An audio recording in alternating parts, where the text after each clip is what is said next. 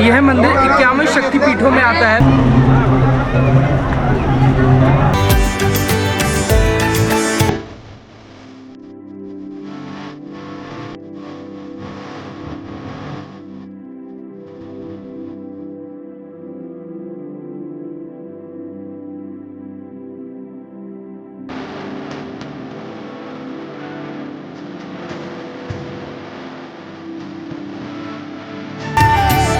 नमस्कार दोस्तों, स्वागत है आपका हमारे जूनागढ़ के सेकंड डे के वीडियो में। और मैं हूँ इस वक्त श्री गिरनार जी में, और आज हम गिरनार पर्वत की यात्रा के लिए आए हैं।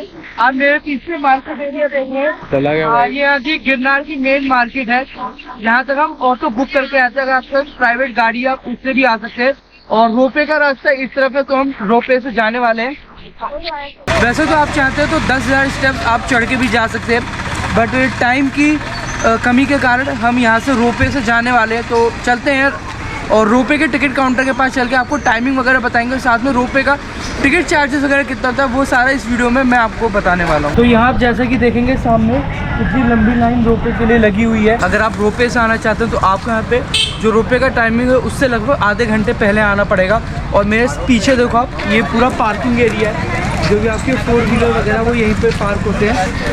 और हमने जो रोपवे का टिकट लिया था ये ऑनलाइन हमने पहले बुक कर लिया था, क्योंकि इसके बारे में इंक्वायरी की थी। पता चला था कि ऑफलाइन के लिए कम से कम 1-2 किलोमीटर लंबी लाइनें लगती हैं। तो इसलिए हमने ऑनलाइन टिकट किया था। हमको 700 रुपीज़ पर पर्सन वो टिकट पड़ा था, जिसमें अप डाउन आना जाना दोनों तरफ का शामिल रहता है। और फर्स्ट रोपवे मॉर्निंग में 7 बजे शुरू होता है। जो पहला उड़न खटोला यहाँ से निकलता है ऊपर गिरनार पर्वत पे जाने के लिए, सुबह 7 बजे निकलता है। और रोपवे की लास्ट टाइमिंग जो है शाम को 5 बजे है। उसके बाद रोपवे यहाँ पे बंद हो जाता है। ऐसे ये कुछ टाइमिंग रहती है। और टिकट कॉस्ट में मैंने आपको बता दिया।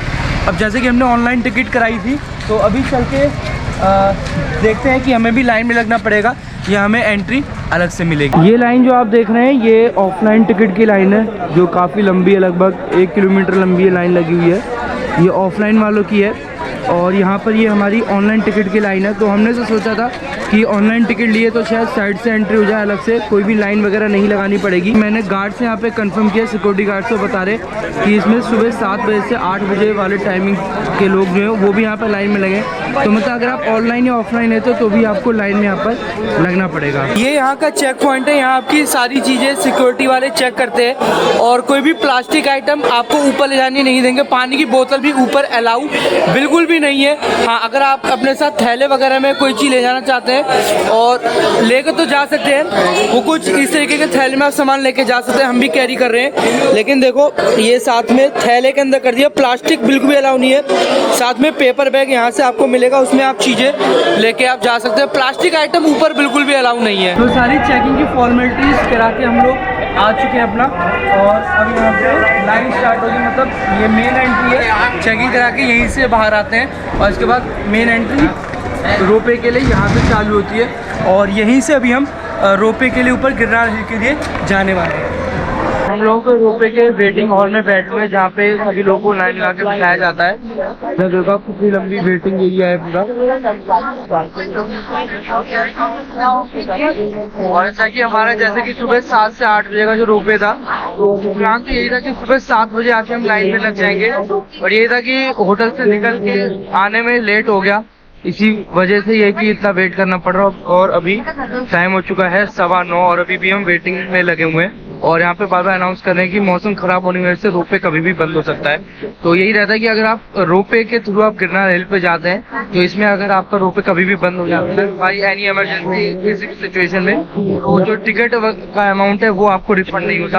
इस बात का आप ध्यान रखिए। रोपवे की लाइन हमारी चालू हो गई है, तो चलते हैं और बाकी डिटेल मैं रोपवे में बैठ के फिर आपके साथ शेयर करता हूँ। अभी हम लोग रोपवे के अंदर बैठ चुके हैं और मेरे पीछे जो आप ये पर्वत देख रहे हैं यही है मेन गिरनार पर्वत। और रोपवे में आने के लिए कम से कम आपको 5 से 10 मिनट का टाइम लगता है। तो रोपवे की टिकट यहाँ पे थोड़ी कॉस्टली है, लेकिन ये है कि आप इजीली बड़े आराम से पहुंच जाएंगे और आपको कोई भी परेशानी नहीं। ये है गिरनार पर्वत, जिसके ऊपर अब हमारा रोपवे प्रवेश कर रहा है। रोपवे से एंट्री करके बाहर हम लोग आ चुके हैं। और जैसा कि आप मेरे पीछे काउंटर देख होंगे, अगर आप 1 वे टिकट लेके आते हैं तो रिटर्निंग की टिकट आपको इसी काउंटर से मिलती है। और अगर आप 2 वे टिकट लेके आते हैं तो आपको एक ही बार नीचे तो दिखाना होता है, दोबारा आपको यहाँ से टिकट लेने की ज़रूरत नहीं है। इस स्थान के बारे में आपको बताने से पहले मैं आपको सबसे पहले ये बताऊंगा कि अभी हम दर्शन करने कहाँ जाएंगे। उसके पहले आपको ये बता देते हैं कि यहाँ पे गर्मी इतनी ज़्यादा है कि इसी वजह से मुझे शेड्स पहनने पड़ रहे।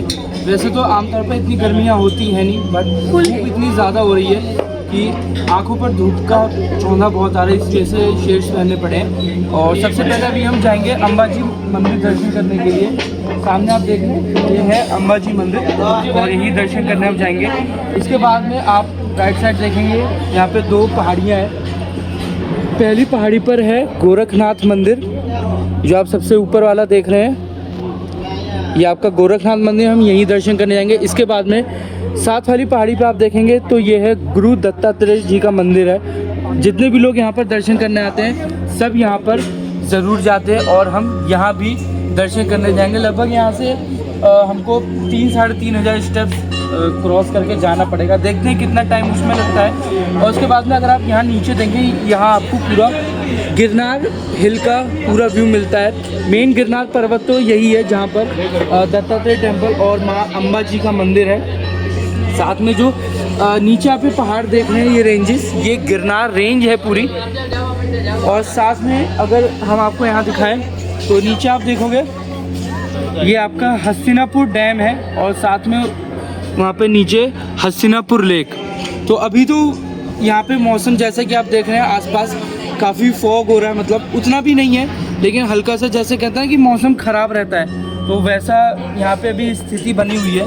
तो अगर मौसम यहाँ पे क्लियर रहता है तो यहाँ पे आपको इसी पॉइंट से खड़े होकर Dattatreya temple, Hastinapur dam, Hastinapur lake और गिरनार रेंजेस का व्यू काफ़ी क्लियर दिखाई देता है। तो अभी हम चलते हैं सबसे पहले दर्शन करने के लिए अंबाजी मंदिर, और वहाँ चल के मैं आपको इस स्थान के बारे में जानकारी दूँगा। मंदिर से दर्शन करके मैं आ चुका हूँ, तो अब मैं आपको इस स्थान से जुड़ी कुछ महत्वपूर्ण जानकारी बताऊंगा। अंबाजी का मंदिर इतना प्रसिद्ध क्यों है उसके बारे में हम आपको जानकारी देंगे। जैसा कि अंबाजी मंदिर गिरनार पर्वत पर स्थित है और यह मंदिर 51 शक्तिपीठों में आता है। माता सती का यहाँ पर जो नाभि हिस्सा होता है पेट का, वो यहाँ पर गिरा था और यहाँ पर देश के कोने कोने से लोग दर्शन करने के लिए आते हैं। साथ ही मंदिर के अंदर किसी भी टाइप की वीडियोग्राफी, फोटोग्राफी की सख्त मनाही है। आप मंदिर में किस टाइप की फोटो वीडियो आप नहीं ले सकते। और जैसा कि आप देखिए मंदिर का स्ट्रक्चर आप देखिए, काफी पुराना मंदिर है क्योंकि जैसे 51 शक्तिपीठों में आता है और यहाँ पे लोग अपनी मन्नत के अनुसार यहाँ पर चुनरी भी बांधते हैं। यहाँ पे चलेंगे गोरखनाथ मंदिर और श्री दत्तात्रेय मंदिर, जहाँ पे राइट हैंड वाला रास्ता देख रहे हैं जहाँ से लोग चल के आ रहे हैं, और इसी रास्ते से हम भी जाएंगे गोरखनाथ मंदिर और दत्तात्रेय मंदिर दर्शन करने में के लिए जाएंगे।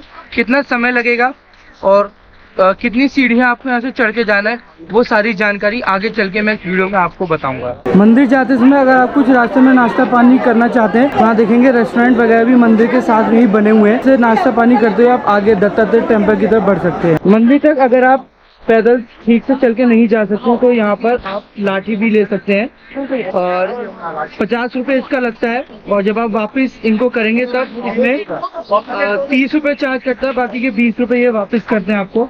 तो बुजुर्ग लोगों के लिए ये एक अच्छा विकल्प यहाँ पर हो सकता है कि जो लोग दत्तात्रेय मंदिर तक दर्शन करने जाते हैं वो लोग इस तरीके से लाठी लेके चलते हैं, तो जिस वजह से आपको यहाँ पहाड़ में उतरने चढ़ने में कोई भी दिक्कत नहीं होती। ये गोरखनाथ मंदिर, यही सीढ़ियों से चढ़ के हमें जाना है जहाँ से लोग चढ़ के आ रहे हैं। और गोरखनाथ मंदिर के जस्ट बैक साइड में दत्तात्रेय टेम्पल है। तो सबसे पहले गोरखनाथ मंदिर दर्शन करने चलेंगे और उसके बाद फिर यहीं से चलेंगे पीछे दत्तात्रेय टेम्पल। 2 पहाड़ हमको पीछे चढ़ के जाना है। कुछ देर पहले रोपे पॉइंट से मैंने आपको हस्तिनापुर डैम का व्यू दिखाया था। वहाँ तो मौसम थोड़ा उतना सही नहीं था कि हमें व्यू पॉइंट काफ़ी साफ दिखा हस्तिनापुर डैम का, लेकिन अगर आप यहाँ से देखेंगे तो यहाँ से काफ़ी अच्छा और काफ़ी खूबसूरत व्यू हमें देखने को मिलता है हस्तिनापुर डैम का। तो वही है कि जैसे जैसे पॉइंट पे हम बढ़ते जाएंगे तो चीज़ें हमें उतनी ज़्यादा क्लियर होती जाएंगी। और यहाँ पर मेरे बैक साइड आप देखोगे तो ये पूरा जो गिरनार रेंजेस है उसका व्यू यहाँ से आपको देखने के लिए मिलता है। और अभी ये हम गोरखनाथ मंदिर जाने के रास्ते पर है। ऊपर सामने पहाड़ी पर थोड़ा सा और हमको चढ़ के जाना है।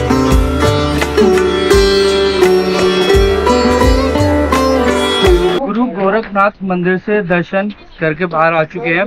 आप साथ में ये मंदिर देख रहे हैं, ये है गुरु गोरखनाथ जी की तपो भूमि और यही यहाँ का मुख्य मंदिर है जिसके लोग दर्शन करने यहाँ पर आते हैं।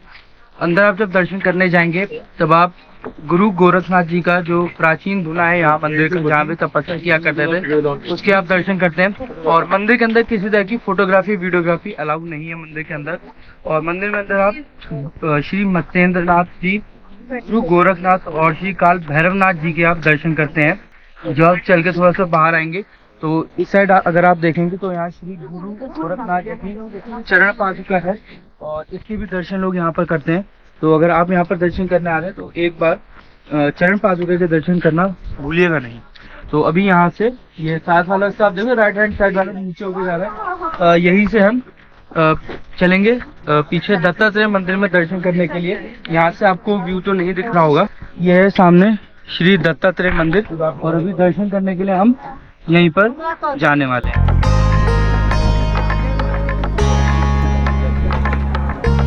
एक एक करके आप इस रास्ते का इस्तेमाल करें। तो जैसा देखेंगे दोनों तरफ से आने के लिए बस एक ही रास्ता है, तो इसी वजह से एक तरफ की लाइन जब निकल जाए तब दूसरी तरफ की लाइन चलाने पे यहाँ पे सही रहता है। लेकिन अगर एक साथ दोनों तरफ चलेंगे तो यहाँ पे भगदड़ भी मच सकती है और वो काफ़ी हानिकारक है। और दोनों तरफ पकड़ पकड़ के और रुक रुक के चले तो आपको यहाँ पहाड़ में उतरने और चढ़ने में कोई भी दिक्कत नहीं होगी। और वो है सामने श्री दत्तात्रेय टेम्पल, सामने यहाँ तक चढ़ के जाना है पूरा नीचे से। तो मेन चढ़ाई जो है वो यहाँ नीचे से शुरू होती है। जब आप उतरते हुए आएंगे ऊपर से तो आपके पैरों पे काफ़ी जोर पड़ सकता है, इसीलिए बीच बीच में इसी दीवार के किनारे बैठते हुए चलिए। मैं भी अभी थोड़ी देर के लिए 2-3 मिनट के लिए बैठा हूँ यहाँ पर। बैठते बैठते आप रुक रुक के चलेंगे ना तो आप इजीली ऊपर तक बड़ी आसानी से दत्तात्रेय मंदिर तक जा सकते हैं। और अभी मुख्य प्रवेश द्वार तक मैं पहुँच गया हूँ। थोड़ा है, थोड़े की जरूरत है, थोड़ी कीमत करो, आ गया आराम से चलो। सीधे चलोगे।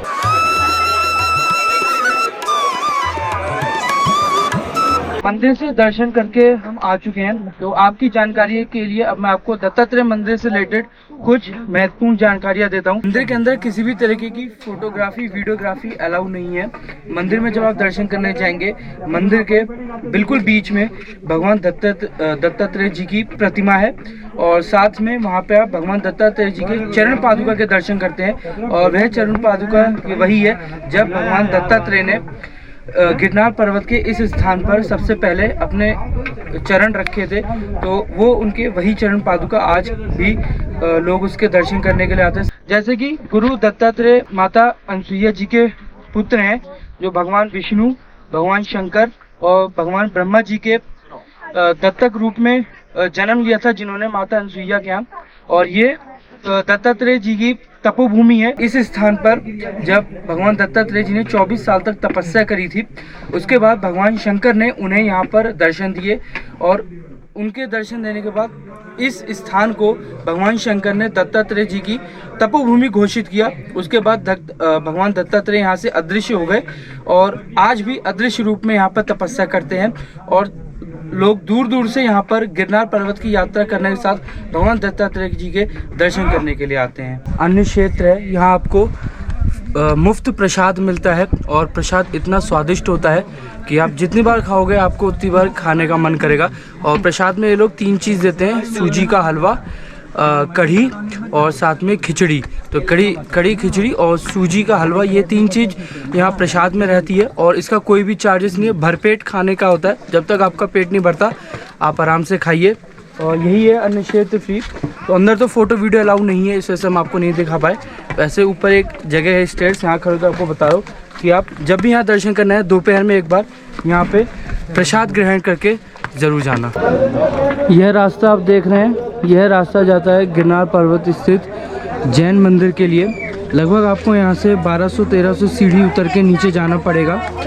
और नीचे तलहटी में आप जो मंदिर देख रहे हैं वही है प्राचीन जैन मंदिर। 22वें जैन तीर्थंकर श्री नेमिनाथ जी का ये प्राचीन मंदिर है और यहाँ पर लोगों से बात करने में मुझे पता चला कि विश्व की सबसे प्राचीन मूर्ति नेमिनाथ जैन तीर्थंकर की इसी गिरनार पर्वत स्थित जैन मंदिर में विराजित है। तो अभी यहाँ पर यह है कि 1200 सीढ़ी चढ़ के यहाँ से नीचे जाना है, लेकिन हमारे पास टाइम की कमी होने की वजह से हम यहाँ पर विज़िट नहीं कर पा रहे हैं। लेकिन अगर आप गिरनार पर्वत घूमने के लिए, दर्शन करने के लिए आते हैं तो आप यहाँ पर बिल्कुल भी जाना मिस मत करिएगा। आप एक बार दर्शन जरूर कीजिएगा।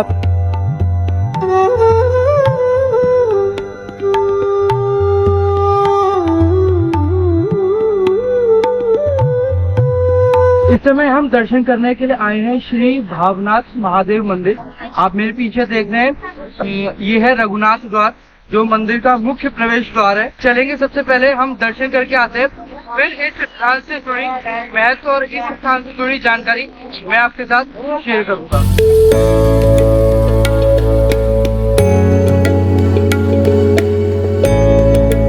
मंदिर से दर्शन करके हम और दर्शन करके बाहर भी आ गए। तो अब मैं आपको मंदिर से जुड़ी और इस स्थान से जुड़ी जानकारी देता हूँ, जो हमने अंदर में पुजारी जी से पता किया है। तो उन्होंने बताया मंदिर में जो शिवलिंग है वो स्वयंभू है, लगभग 5000 साल पुराना यह शिवलिंग है और भगवान शिव इस स्थान पर तपस्या किया करते थे। मंदिर के अंदर ही राइट हैंड साइड एक सरोवर है, कुंड है, जहाँ पर शिवरात्रि के दिन बहुत भव्य मेला लगता है। इस मंदिर में नागा साधु दूर दूर से यहाँ पर उस कुंड में स्नान करने के लिए आते हैं। पुजारी जी ने हमें बताया कि शिवरात्रि के दिन रात में 12 बजे स्वयं भगवान शिव उस सरोवर में स्नान करने आते हैं। और जैसा कि 5000 वर्ष पुराना स्वयंभू शिवलिंग है और मंदिर भी उतना ही ये पुराना और प्राचीन है। तो ऐसा कुछ ये इस मंदिर का इतिहास है। तो अभी हम यहाँ से चलेंगे दूसरी जगह, देखते हैं नियर बाई दामोदर कुंड पड़ता है या अशोक शिलालेख, जो भी नियर बाई है वहाँ चलते हैं और फिर वीडियो में मैं आपको ज्वाइन करता हूँ। भावनाथ मंदिर से लगभग 20 मिनट का सफर तय करके हम थोड़ा सा आगे आए हैं और यहाँ पर है दामोदर कुंड। इस स्थान को रेवती और बलदेव जी का प्राचीन स्थान भी कहा जाता है, प्राचीन मंदिर कहा जाता है। दरअसल ये स्थान बलदेव जी का ससुराल है।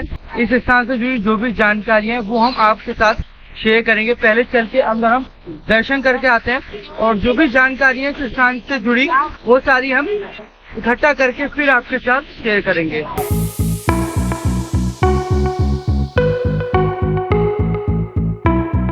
मंदिर में जैसे कि दर्शन करने के लिए हम आए थे तो पता चला कि मंदिर शाम को 4 बजे खुलेगा और अभी आधे घंटे का टाइम है मंदिर खुलने में और हमें दरअसल दूसरी जगह भी जाना है।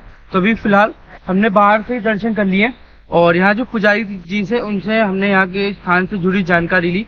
तो उन्होंने हमें बताया कि यह स्थान बलराम जी का ससुराल है और बलराम जी की जो पत्नी थी रेवती जी, ये उनका मायका है। रेवती जी के पिताजी महाराज रेवतक इस स्थान के राजा थे। आज जिस स्थान को आप गिरिराज पर्वत या गिरनार पर्वत के नाम से जानते हैं, कभी इसका नाम रेवतक पर्वत हुआ करता था और इस स्थान के वे राजा थे। राजा रेवतक की पुत्री थी रेवती जी, जिनसे बलराम जी का विवाह हुआ था। नरसिंह मेहता जो भगवान श्री कृष्ण के परम भक्त थे, उनको भगवान श्री कृष्ण ने यहाँ भी एक बार दर्शन दिए थे और भगवान श्री कृष्ण यहाँ पर दामोदर कुंड में स्नान किए थे और यहाँ पर स्नान करने के बाद वे यहाँ से अदृश्य हो गए थे। और यहाँ पर 2 कुंड है, एक है दामोदर कुंड और एक है रेवती कुंड। दामोदर कुंड वह है जहाँ पे सभी लोग स्नान करते हैं और थोड़ा सा आगे चलेंगे तो यहाँ पर एक कुंड और है जहाँ पे लोग अस्थि विसर्जन भी करते हैं। तो अस्थि विसर्जन करने के लिए भी लोग यहाँ पर आते हैं। और यह जो मंदिर है, इस मंदिर में आपको 2 प्रतिमाओं के दर्शन होते हैं। एक में राधा कृष्ण जी विराजित हैं और एक भाग में जो बलराम और रेवती जी है उनकी प्रतिमा के दर्शन आपको यहाँ पर होते हैं। तो ऐसा कुछ इस मंदिर का और इस स्थान का जुड़ा महत्व है। दामोदर कुंड से लगभग 1.5 किलोमीटर आपको ट्रैवल करके आना है। आप पहुंचेंगे सम्राट अशोक के शिलालेख पर। वैसे भी ज्यादा लोग यहाँ पर विजिट करने नहीं आते, बट फिर भी जैसा कि ये हिस्टोरिकल प्लेस है तो इसलिए हम यहाँ पर विजिट करने आए हैं। एक बार अंदर चलते हैं और जो भी इस शिलालेख से जुड़ी जानकारी है वो एक बार कलेक्ट करके और फिर मैं आपके साथ इंफॉर्मेशन शेयर करूंगा। अशोक रॉक एडिक्ट देख के हम लोग आ चुके हैं। अंदर तो ज्यादा कुछ खास देखने के लिए है नहीं। जो अशोक के 14 रॉक एडिक्ट है, उसमें जो 14 रॉक एडिक्ट था अशोक का, और जो अशोक के विचार थे, उन्होंने सभी अपने रॉक इंस्क्रिप्शन थे और किले इंस्क्रिप्शन थे, उन सभी पे अपने जो विचार इंस्क्राइब करवाए थे, उसी में से एक शिलाखंड अंदर रखा हुआ है, उस पे अशोक के विचार लिखे हैं। इसी के अलावा दो अन्य राजा जो रुद्रदमन और स्कंदगुप्त, उनके भी विचार इसी शिलाखंड पे लिखे हुए मिलते हैं। कलिंग वॉर के बाद जब सम्राट अशोक को यह पछतावा हुआ कि उन्होंने बहुत हिंसा करी है, जिसमें काफी लोगों की जान गई, उनको अंदर से बदलाव की भावना जागी, और जैसा कि बाद में उन्होंने बौद्ध धर्म को अपनाया, उसके बाद जो उनके विचार थे उसको उन्होंने पूरे संसार में फैलाने के लिए जिन पिलर और रॉक एडिक्ट का यूज किया, उसी में से एक शिलाखंड यह 14th रॉक एडिक्ट था अशोक का। कि अशोक के जो विचार थे, जैसे कि कुछ उसमें से थे कि हिंसा नहीं करनी, पशुओं पर अत्याचार नहीं करना, आप किसी गरीब या नीची जाति वाले को देखते हैं तो उससे घृणा नहीं करनी। तो इस तरीके के जो अशोक के विचार और जो कह सकते हैं उनके अच्छे काम थे बाद में, वो सभी उन्होंने पिलर और स्टोन स्टाइल पे लिखवाई, ताकि उनके सभी बातें और जो काम उन्होंने किया वो जन जन तक अच्छे से सबके तक पहुंच सके। तो हम ये विजिट करने आए थे अशोक का शिलालेख जूनागढ़ का स्थित है। तो आप भी चाहो तो इस बोर्ड से और अंदर भी जो 14th रॉक है अशोक का, इससे रिलेटेड जानकारी आप यहाँ पे आके ले सकते हैं। अभी चलते हैं यहाँ से। अभी हम सोचे ऊपरकोट फोर्ट जाएंगे। जैसे भी होता है जूनागढ़ पहुँच के, जो जूनागढ़ मेन सिटी टाउन है, वहाँ पहुँच के आपसे फिर दोबारा इस वीडियो में मुलाकात करेंगे। अभी इस वक्त हम विजिट करने आए थे ऊपरकोट फोर्ट। वैसे तो टाइमिंग हमें पता था कि शाम को 4 बजे ऐसा फोर्ट बंद हो जाता है, और अभी एंट्री बंद हो चुकी है, बट जैसा आप देखो मेन गेट ओपन है। तो जो लोग अंदर फोर्ट में विजिट कर रहे हैं उन लोगों के लिए फोर्ट अभी ओपन है, क्योंकि 6 बजे तक फोर्ट का टाइमिंग है। लेकिन एंट्री आपकी सिर्फ 4 बजे तक ही रहती है, उसके बाद आपको एंट्री नहीं मिलती, और परमानेंट फोर्ट जो है वो 6 बजे बंद होता है। बाकी आपको बता दो कि ये ऊपरकोट फोर्ट जो है ये चंद्रगुप्त मौर्य ने बनवाया था, और अंदर इसमें काफ़ी सारी चीज़ें देखने के लिए, क्योंकि जैसे कि चंद्रगुप्त मौर्य ने बौद्ध धर्म को अपनाया था, तो आपको अंदर बुद्धिस्ट केव देखने के लिए मिल जाएगी, नवगहन कुंभो है, और इसके साथ में और 4-5 जगह है। चंद्रगुप्त मौर्य का महल, वो सब आपको इसके अंदर मौर्य महल जिसे कहते हैं वो आपको अंदर देखने को मिलेगा। और घूमने की मेन एंट्री देखेंगे, एंट्री में सुबह 8 बजे से शाम को 4 बजे तक होती है, और गेट 6 बजे बंद होता है। तो अभी तक कि हम तो लेट हो गए, लगभग आधे घंटे हम लोग लेट पहुँचे थे यहाँ पे, तो इसी वजह से फोर्ट जो है यहाँ पे ये बंद हो चुका है। तो ये कि ऊपरकोट फोर्ट आना था, बट वही है कि मिस हो गया इसको देखना। कोई नहीं, फिर कभी देखेंगे, अगर फ्यूचर में मौका मिले तो इसको कवर कर लेंगे, इसको एक्सपीरियंस कर लिया जाएगा। अदरवाइज चलते हैं अभी यहाँ से नियर में अगर कोई प्लेस है तो वो चल के एक्सप्लोर कर लेते हैं। तो अभी फ़िलहाल हम विज़िट करने आ गए हैं बाबा प्यारे केव्स।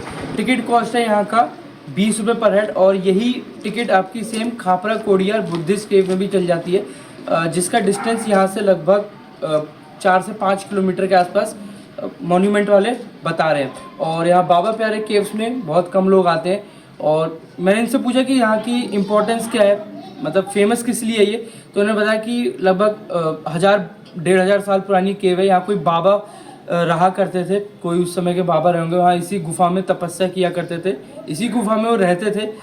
उसी के बाद से इस जगह का नाम पड़ गया बाबा प्यारे केव्स।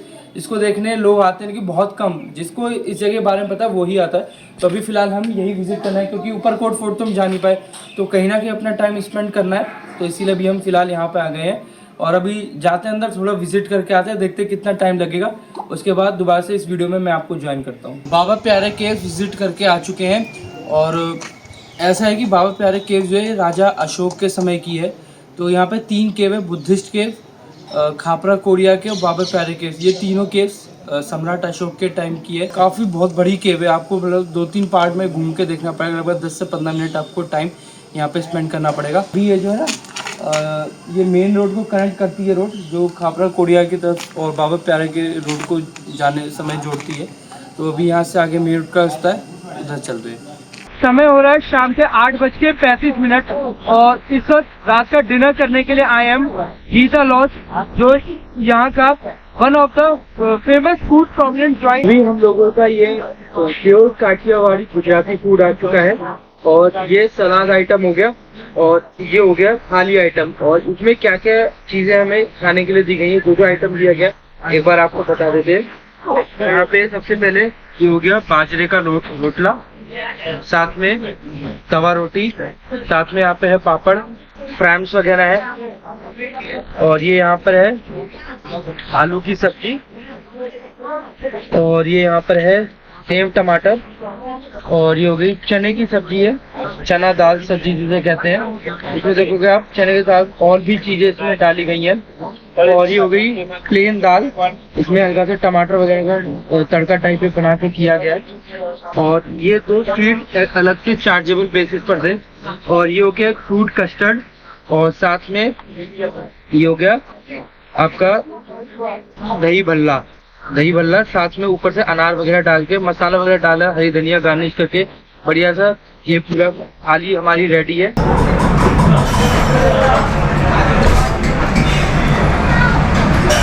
वाह, क्या मज़ेदार सेव टमाटर की सब्जी है। इतनी बढ़िया टेस्ट वाली सेव टमाटर की सब्जी आज तक मैंने कभी नहीं खाई। काफ़ी सारे गुजराती रेस्टोरेंट विजिट किए, लास्ट टाइम वडोदरा अहमदाबाद में भी ट्राई किए थे, बट इतनी टेस्टी और इतनी बढ़िया सेव टमाटर की सब्जी वाकई आज तक नहीं खाई। और बिल्कुल भी मिर्च नहीं है इसमें। और ये हो गई आलू वाली सब्जी,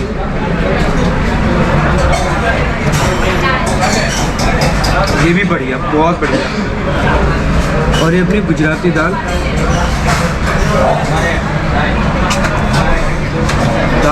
काफ़ी टेस्टी है। हल्का सा जैसे खट मिठा वाला स्वाद होता है ना, वो आ रहा है इसमें। चने दाल की ये जो आइटम है, इसमें टमाटर का सही स्वाद आ रहा है, बिल्कुल लाइक खट्टापन होता है ना टमाटर का, खटास वो आ रही है वाकई काफ़ी बहुत बढ़िया है। तो सेव टमाटर काफ़ी अच्छी लगी। और साथ में इन्होंने खाने के साथ के लिए ये एक जग छाछ पूरा भर के दिया 2 लोगों के लिए, काफ़ी अच्छी है। अब क्योंकि प्योर ये लोग फेंट के बनाते हैं तो उसे ऐसे हल्का सा उसमें मक्खन वगैरह का स्वाद भी आता है। ये खिचड़ी है, अच्छा घी में बनती है, तो ये इन्होंने खिचड़ी घी में बनाई है। ये इसमें कौन कौन सी है, चावल के साथ कौन सी दाल है? चावल मूंग की दाल, हरा मूंग। बाकी खाना तो बाकी बहुत बढ़िया है। और ये है बाजरे का रोटला। इससे पहले लास्ट बाजरे का रोटला मुझे याद है जब राजस्थान विज़िट किया था मैंने अकेले, तब खाया था, बट वहाँ उतना अच्छा मुझे नहीं मिला टेस्ट बाजरे के रोटले वगैरह का।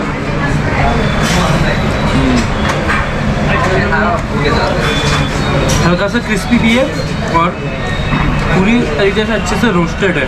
सबसे बड़ी बात गौर करने वाली इसमें ये है, नहीं पापड़ वगैरह नहीं, जैसे कि इसमें चावल और हरी मूंग को डाला है कि बनाया गया है। और देखोगे आप तो अच्छे से इसको घोटा गया है बनाने के बाद।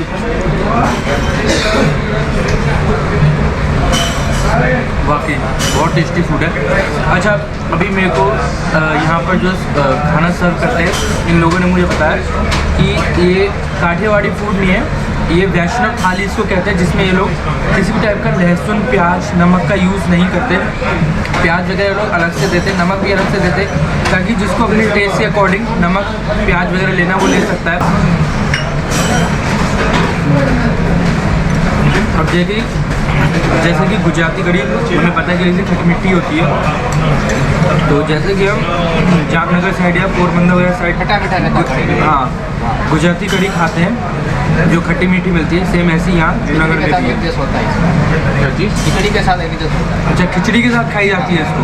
तो अगर आपको ये गुजराती कढ़ी खानी है, इसको खिचड़ी के साथ मिला के खाइए, टेस्ट काफ़ी अच्छा आएगा। यहाँ टेस्ट कर लेते हैं ये अपना दही भल्ला। जैसे कि ये दही भल्ला मसाला इसमें अच्छे से डाल के इन्होंने दिया है, नॉर्मल जैसा अपना नॉर्थ साइड में प्रिपरेशन होती है, पंजाबी स्टाइल भी प्रिपरेशन होती है, सेम वैसे ही है।